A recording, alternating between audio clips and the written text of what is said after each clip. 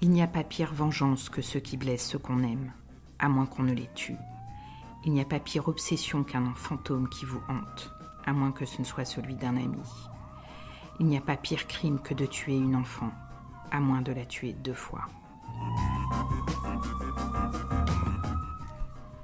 Voilà en quelques mots Manhattan Sunset, le nouveau roman de Roy Braverman chez Hugo Thriller. Roy Braverman ? Derrière ce nom se cache en réalité un auteur bien connu des lecteurs de polar, un écrivain qui a déjà de beaux succès en librairie ces dernières années. Car Roy Braverman n'est autre que Jan Manouk. Oui, le père de Jeroen Delger en personne. Un auteur-joueur qui affectionne les exercices littéraires et qui aime à se donner des contraintes quand il écrit. Choisir un pseudo différent selon les livres, un décor nouveau, un style particulier en fonction de l'histoire. Bref, un touche-à-tout.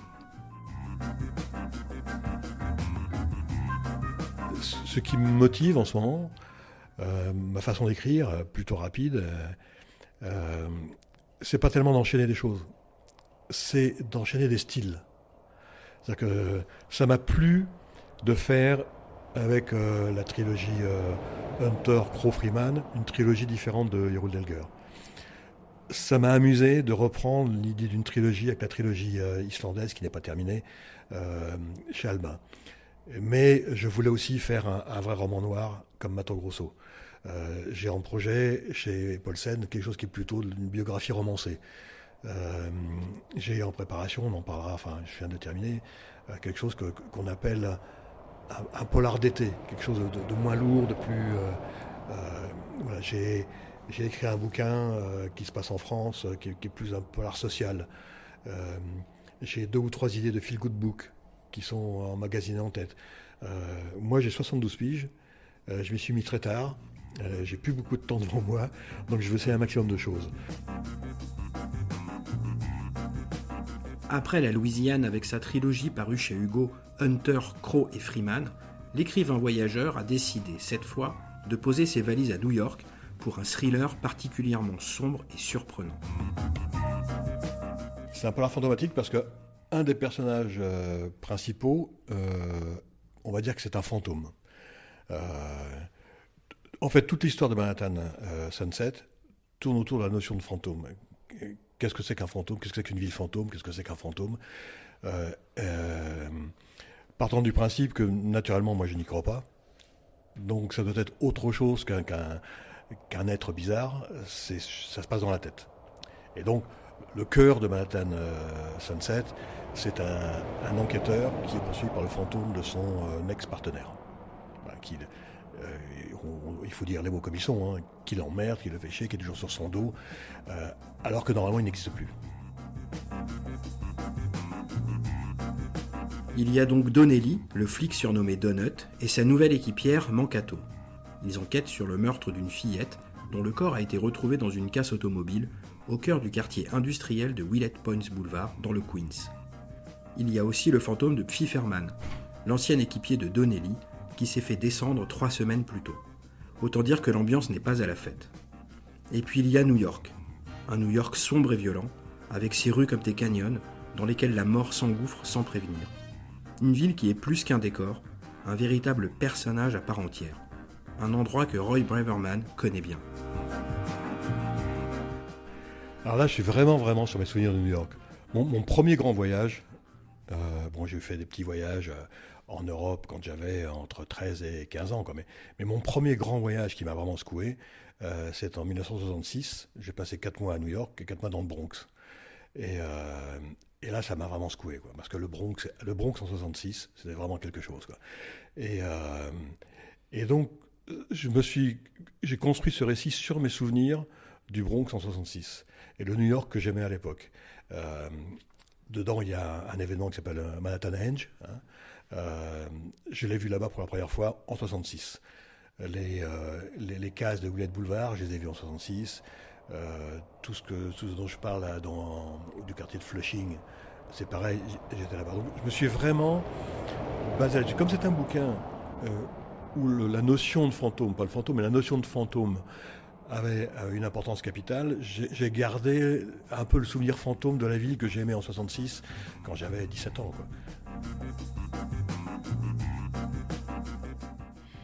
Pas besoin de documentation pour décrire cette ville. Du moins, pas au départ. Après, c'est une autre histoire. Une technique d'écriture déjà éprouvée dans ses précédents romans. Comme je fais toujours, j'écris d'abord le bouquin complet sur mes souvenirs. Après, ponctuellement, dans mon manuscrit, je mets des mots en rouge pour revenir éventuellement sur quelque chose qui mériterait d'être confirmé. Et donc, ma documentation, elle sert seulement à confirmer. Je ne suis pas retourné à New York. J'y suis retourné depuis 1966 une vingtaine de fois au moins. Mais je ne suis pas retourné à New York depuis la construction de ces fameux buildings allumettes. Donc, pour ces buildings dont je connaissais l'existence, mais que je n'avais pas vu, là, je suis allé chercher des images. Mais normalement, si on regarde bien ma description de New York, je ne suis pas précis sur des immeubles particuliers, etc. Je suis précis sur des atmosphères. Ce qui m'intéresse, c'est l'atmosphère de la ville. Et puis, cette notion que j'avais déjà à l'époque, comme quoi New York n'est pas quelque chose qui émerge, quelque chose qui se creuse. New York, c'est fait de canyons, c'est pas fait de montagnes.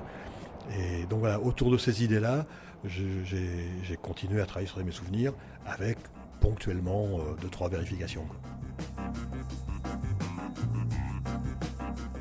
L'atmosphère, parlons-en. En lisant Manhattan Sunset, vous aurez l'impression de retrouver l'ambiance de la série télé NYPD Blues, diffusée du milieu des années 90 au début des années 2000. Une référence qui plaît à Roy Braverman.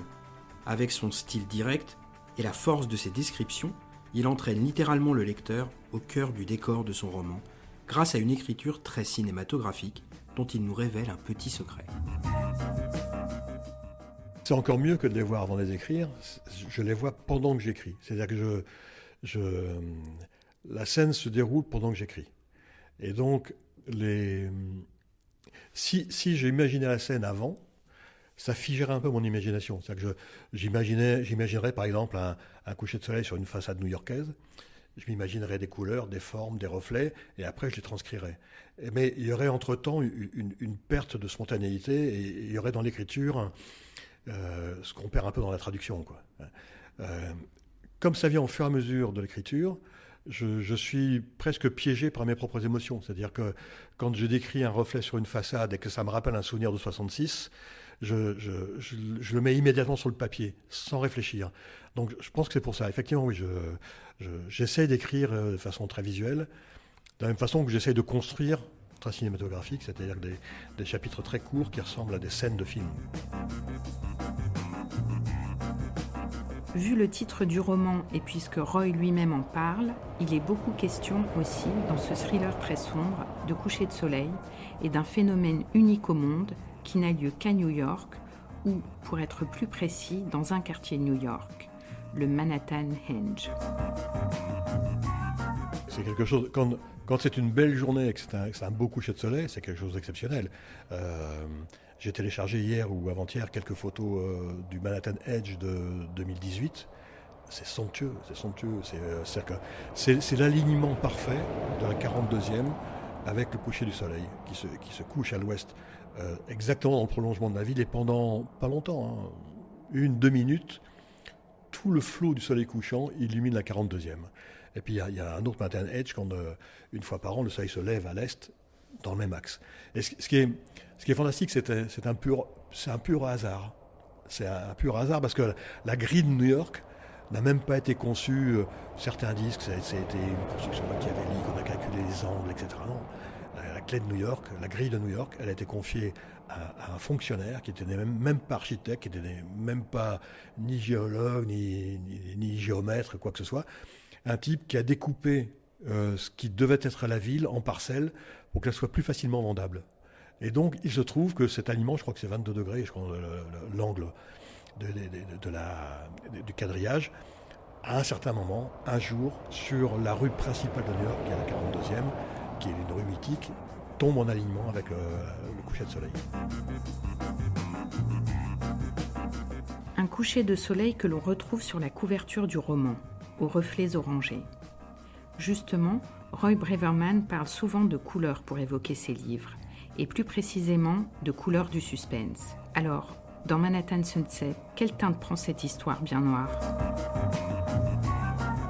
C'est la couleur du Manhattan Edge, de Sunset, c'est un suspense crépusculaire, à plusieurs titres. D'abord, parce que cette période du Manhattan Edge, c'est un New York qui est à la fois flamboyant et creusé d'ombre, hein. C'est vraiment un coucher de soleil magnifique sur une ville qui le reflète de partout. Et c'est crépusculaire aussi parce que un des personnages est supposé être un fantôme, donc c'est quelqu'un qui est entre ce qu'on suppose de la mort et ce dont on est sûr de la fin de vie. C'est crépusculaire aussi parce qu'on sent bien que ça marque chez Donnelly la fin de quelque chose. Donc voilà, c'est la couleur, oui, c'est crépusculaire. New York est donc un personnage à part entière dans ce roman. Mais il y en a un autre, le flic Donnelly. Et le moins que l'on puisse dire, c'est qu'il cumule les ennuis. Il est aussi une sorte de double, d'alter ego de son auteur. Non, je crois que c'est pire que ça. C'est-à-dire que c'est moi, quoi. J'étais en avril 68 à Berlin. Il y avait une fille qui était mignonne, que j'essayais de draguer. J'ai toujours été quelqu'un de très timide. Et le dernier jour, je me dis, merde, il faut quand même que je tente toute ma chance, quoi. Donc le dernier jour, j'invite la fille à dîner sur Kurfürstendamm, qui est la grande avenue de Berlin. Et puis le dîner se passe plutôt bien, et je me dis que j'ai plutôt ma chance, quoi. Et donc je dis, bon allez, on rentre à l'auberge de jeunesse. Et on sort du restaurant, et à moins de 50 mètres, il y a un boucan, un bruit, un truc qui claque, et il y a une agitation. Et à l'époque, moi, je faisais les droits pour être journaliste, j'ai toujours voulu être journaliste. Et là, j'ai une hésitation, je me dis, qu'est-ce que je fais ? Je vais voir, je rentre avec la fille, je rentre avec la fille, hop, je rentre avec la fille. Eh ben, c'était Rudi Dutschke qui venait de se faire descendre par l'extrême droite. C'est le déclenchement de tous les événements de 68 en Europe. Le lendemain, il y avait 100 000 personnes dans les rues à Berlin. Le mois d'après, c'était 68 à Paris. Ses amis, ses amours, ses emmerdes. Roy Braverman, dans chacun de ses livres et sous toutes ses identités, distille des petits bouts de lui et de sa vie. Des private jokes comprises par ses amis seuls ou des références plus personnelles.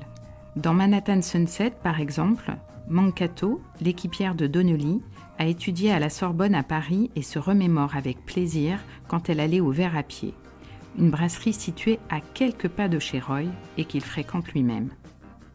Et dans tous ses romans, il glisse une référence à ses origines arméniennes, avec l'apparition, parfois furtive, d'un collecteur de dettes de ce pays.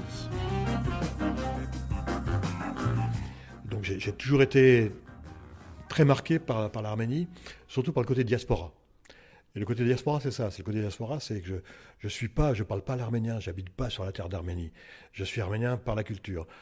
Souvent, je dis que appartenir à une diaspora, c'est être nomade. En fait, on est des nomades culturels quand on fait partie d'une diaspora. C'est le côté que j'aime bien, ce côté nomade. Et comme les nomades, eh bien, partout où on est, on disperse un petit truc de nous quelque part. Donc j'ai fait le pari de mettre un petit coup d'Arménie dans chacun de mes bouquins. En plus de la couleur particulière du suspense, la musique est aussi très présente dans Manhattan Sunset, avec des personnages qui chantent ou écoutent, notamment les Beatles, sur le toit d'un immeuble, en attendant le coucher du soleil. Mais pour Roy Braverman, c'est un autre titre qui résume le roman à lui seul.